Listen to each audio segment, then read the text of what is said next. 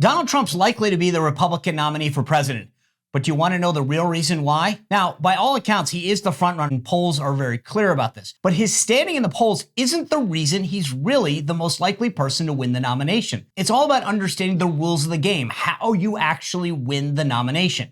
Think about it for a second. In baseball, it's not just about hitting the ball that wins the game, right? It's about hitting the ball within the field of play, getting on base, and scoring the most runs. And while most people, especially people in the media and cable news pundits, focus on polls, if you've been following me for a while, you know that I say national polls are mostly meaningless. They can show momentum and excitement and trends, but that's about it. The race, though, isn't won through a national primary. You actually become the nominee by winning the majority of Republican delegates in each state's primary or caucus. So let me break this down.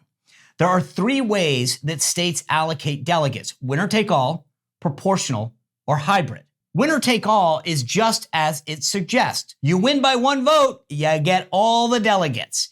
Proportional is likewise, candidate gets 40% of the vote, they get 40% of the delegates. Pretty simple. The hybrid model is a little of both. A certain amount are allocated to whomever gets the most votes statewide, and then the rest are allocated on a proportional basis. Now, here's how all that matters.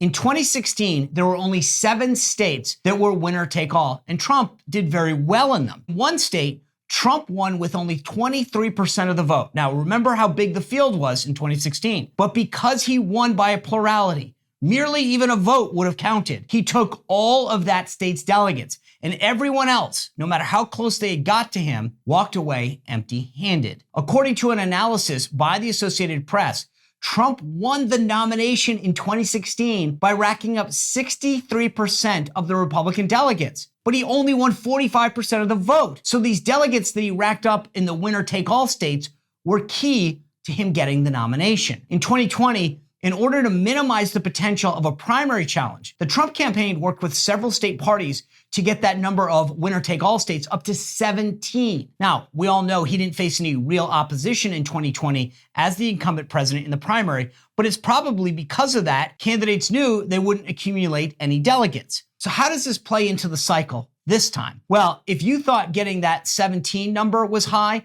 imagine if it gets even higher. Well, behind the scenes, while all these candidates have been weighing whether to jump into the race, Team Trump has used this time to work with state parties to convince them to go winner take all. Team Trump knows that beyond the lead that they have in these polls, nationally, they also have a lead in every state. So the more states that they only have to win with a mere plurality, just by one vote, that would be a huge advantage. Imagine after several states have voted Trump, he has racked up almost all the delegates. The money and the activists for anyone else would quickly dry up. People aren't going to continue to support a candidate who can't show a path to the nomination and isn't collecting delegates. Trump knows this, and his goal has been to create a process to master the rules, if you will, in a way that benefits his campaign to the greatest extent possible, while at the same time making it as difficult for any other candidate to accumulate delegates. Understanding how the game is played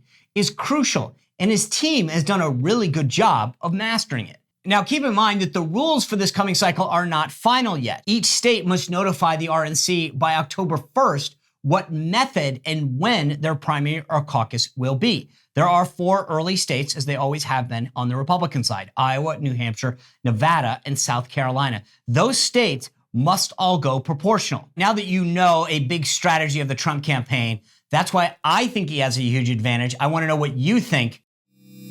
Well, if you enjoyed this video, click the like button, subscribe, and ring the bell to make sure that you never miss another video.